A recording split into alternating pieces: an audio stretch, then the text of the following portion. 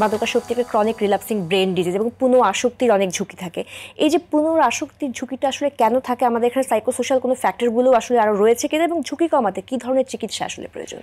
হ্যাঁ, এটা সঠিক। এটা একটা দীর্ঘমেয়াদী চিকিৎসা এবং এখানে কিন্তু chronic relapsing brain disease relapse হবেই। এটা হওয়াটাই স্বাভাবিক, কারণ এটা পুনর্বার এটা আক্রান্ত হতে পারে।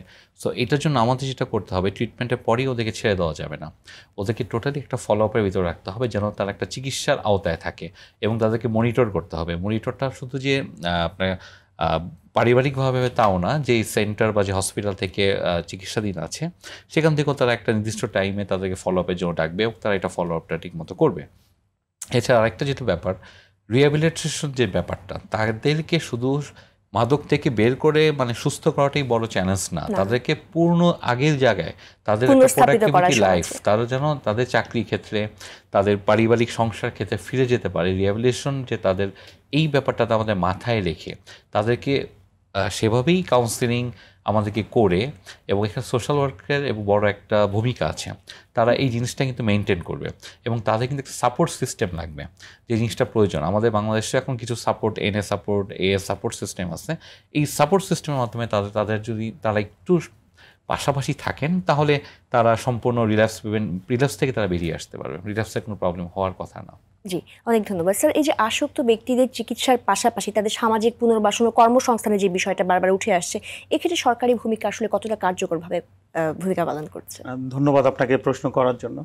কারণ হচ্ছে যে আমরা যে আমাদের সরকারি যে 4টি কেন্দ্র রয়েছে মাদকাসক্তি পুনর্বাসন কেন্দ্র, সেখানে কিন্তু আমরা রোগীর পাশাপাশি আমরা তাদের পরিবারের সদস্যদেরও কাউন্সেলিং করার ব্যবস্থা আছে।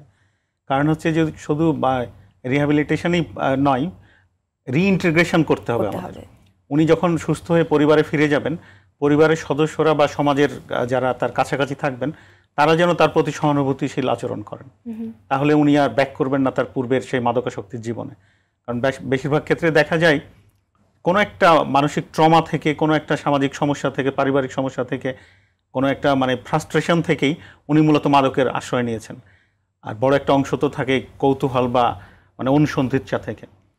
আমরা যদি পুনর্বাসনের সঙ্গে সঙ্গে তার পারিবারিক যে এটা মানে উপযোজনও বলা যেতে পারে বা তার অভিযোজনও বলা যেতে পারে, সেখানে যেন তারা যথাযথভাবে সহায়তাটা পায় পরিবার থেকে এবং সমাজ থেকে, তাহলে মনে হয় তাদের জন্য অনেক ভালো হবে। সরকার তার ক্ষুদ্র সামর্থ্যের ভেতর দিয়েও চেষ্টা করে যাচ্ছে।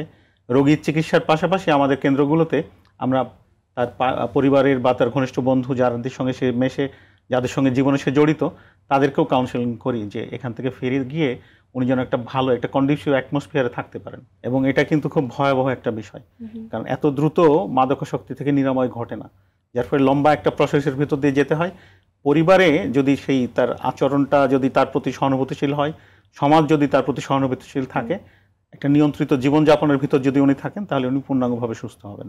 একদমই একদমই তাই স্যার। আমরা এই ক্ষেত্রে জানি যে আমরা মাদকাসক্তিকে এখন একটা নৈতিকতা বিবর্জিত একটা বিষয় বলে সবসময় দেখি, রাদার দ্যান রোগ হিসেবে কনসিডার করার ক্ষেত্রে, এবং এখানে আমাদের সমাজে অনেক স্টিগমা আছে। এই বিষয়ে সচেতনতার বিষয়গুলো জানবো, তবে তার আগে একটু বিষয় যে আমি স্যারকেও বলছিলাম যে রিহ্যাব নিয়ে আমাদের বাংলাদেশে অনেক নেতিবাচক ব্যাপার আছে এবং এটার পরিবেশ নিয়েও মানুষের মাঝে অনেক ধরনের একটা ভয় ভীতির একটা বিষয় আছে। কিভাবে আসলে মনিটরিংগুলো করা হয় মাদকদ্রব্য নিয়ন্ত্রণ অধিদপ্তরের পক্ষ থেকে? এটা সত্য যে ঘটনা হচ্ছে, এটা কোনো ব্যবসা কিন্তু না। যারা আমাদের বেসরকারি পর্যায়ে যারা যে মাদকাসক্তি পুনর্বাসন কেন্দ্রগুলো পরিচালনা করেন, অনেকেই আসেন সেই তার অন্তরের টান থেকে, মনের টান থেকে এবং দেশের প্রতি দায়িত্ববোধ থেকে, সমাজের প্রতি দায়িত্ববোধ থেকে। কিন্তু কিছু কিছু ক্ষেত্রে দেখা যায়, আমি যখন মাঠ পর্যায়ে কাজ করতাম উপজেলা নির্বাহী অফিসার হিসেবে বা অতিরিক্ত জেলা ম্যাজিস্ট্রেট হিসেবে যখন কাজগুলো করতাম, তখন আমি কিছু কেন্দ্র ভিজিট করতাম নিয়মিতভাবে। আমাদের সিভিল সার্জন মহোদয়ের প্রতিনিধিও থাকতেন। সেখানে যেটা দেখতাম যে বেশিরভাগ কেন্দ্রেই একটা নিয়ম কানুনের ভেতরে থেকে সরকার নির্ধারিত নিয়ম নীতি এবং একটা সমাজের প্রতি দায়বদ্ধতা থেকে পরিচালিত হয়। কিন্তু কিছু কিছু জায়গায় সেখানে ব্যবসায়িক একটা টেন্ডেন্সি লক্ষ্য করতাম, যেটা এটা খুবই কাউন্টার প্রোডাক্টিভ এবং রোগীদের প্রতি এবং সমাজের প্রতি, রাষ্ট্রের প্রতি একটা নেতিবাচক ধারণা তাদের পক্ষ থেকে তৈরি হয়ে যায়। এটা তো কোনো ব্যবসা না, কারণ হচ্ছে এটা একটা সেবাদানমূলক প্রতিষ্ঠান। আমাদের পরিবেশটা আসলে ওইভাবে তৈরি করতে হবে।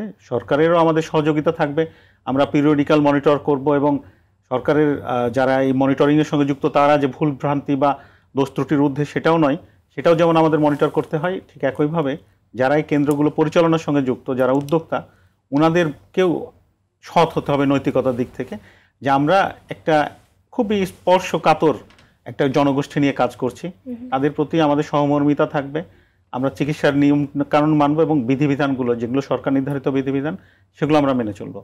তাহলে মনে হয় এই পরিবেশটা আরো কন্ডিসিভ হবে এবং আমরা আরো ভালো মতো কাজটা কাজ করতে পারবো। করতে পারবো, একদমই তাই।